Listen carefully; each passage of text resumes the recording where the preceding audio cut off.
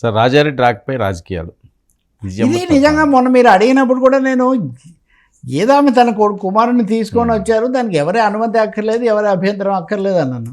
Jagan reaction ఏంటని మీరు, జగన్ ఏం రియాక్ట్ అయ్యే అవకాశం ఏమి ఉండదన్నా, ఆయనేం రియాక్ట్ అవ్వలేదు. కానీ వైసీపీ సోషల్ మీడియా మటుకు దీని మీద రియాక్షన్ బాగానే సాగిస్తున్నారు. వాళ్ళు సాగిస్తుంటే వీళ్ళు కూడా. కానీ వైసీపీ వాళ్ళు అంత ఎక్కువగా ఎందుకు రియాక్షన్ అవుతున్నారు నాకు తెలియదు. ఇప్పుడు ఉదాహరణకు ఆమె వైఎస్ రాజారెడ్డి అని చెప్పారట. వైఎస్ రాజారెడ్డి అని ఎలా చెప్తారు?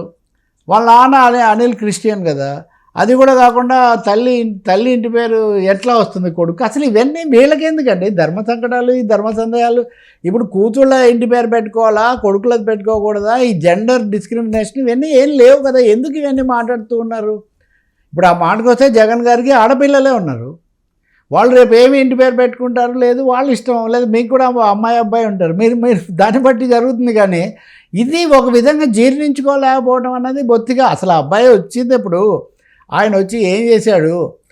షర్మిల ఇప్పుడు ఇవ్వగలిగిన అద్భుతమైన అవకాశాలు, అధికారాలు ఏమున్నాయి అంటే వాళ్ళ కుటుంబంలో వాళ్ళ మధ్య ఉన్న అంతర్గత స్పర్ధలు కూడా ఆ పార్టీకి సంబంధించినవిగా తీసుకొని వాటిని సాగదీసి ఎక్కడికెక్కడికో తీసిపోయి, నాకు మరీ విచిత్రం అనిపించింది ఏమంటే, షర్మిల ఆమె కుమారుడు రాజారెడ్డి బయలుదేరేటప్పుడు కొంత దూరం వెళ్ళాక ఆగి రాజారెడ్డి షర్మిల ఇద్దరు వచ్చి మళ్ళీ విజయమ్మ దగ్గరికి వెళ్ళారు, వాళ్ళను ముద్దు పెట్టుకున్నారు.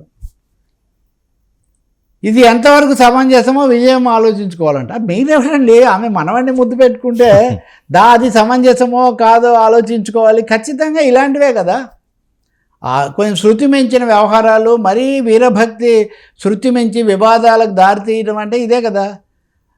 కొడుకు పిల్లలేంటి, కూతురు పిల్లలేంటి, వాళ్ళ రాజకీయ అవన్నీ ఆ తర్వాత విషయాలు. ఆమె నానమ్మగా అమ్మమ్మగా ఆమె ఎవరినైనా ఒకటిగానే చూస్తారు. రాజకీయాలు జరుగుతాయి, రాజకీయ తేడాలు కుటుంబాల్లో ఉంటాయి. ఎన్ని లేవు, ఎంతమందికి లేవు? ఇప్పుడు ఉదాహరణకి ఇప్పటికే ఆస్తులు దాంట్లో సిమెంట్స్కి సంబంధించిన దాంట్లో ఆ వాటాల గురించి కేసు వేశారు కదా, అది నడుస్తూనే ఉంటుంది కదా.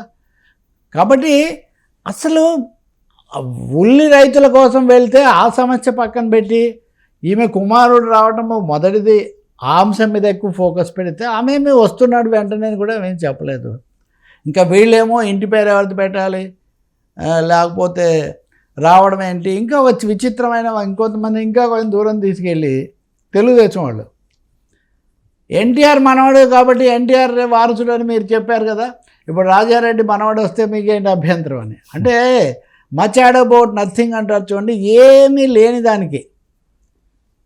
శ్రీశ్రీ అంటాడులే, పానుగంటి వారి సాక్షి అంటే ఆ సాక్షి ఈ సాక్షి కాదు, సాక్షి వ్యాసాలు చదవడం మాననంటే, ఎందుకంటే అందులో చీమలాంటి దోమలాంటి భావాలకు ఆయన ఏనుగంటి రూపం ఇవ్వడం నేను కంటి అంటాడు.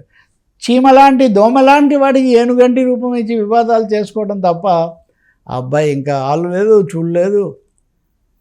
అప్పుడే అదేదో అధికార వివాదాల్లాగా చేయటం, ఎందుకంటే సమస్యల మీద దృష్టి పెట్టండి అని చెప్పాలి మనం.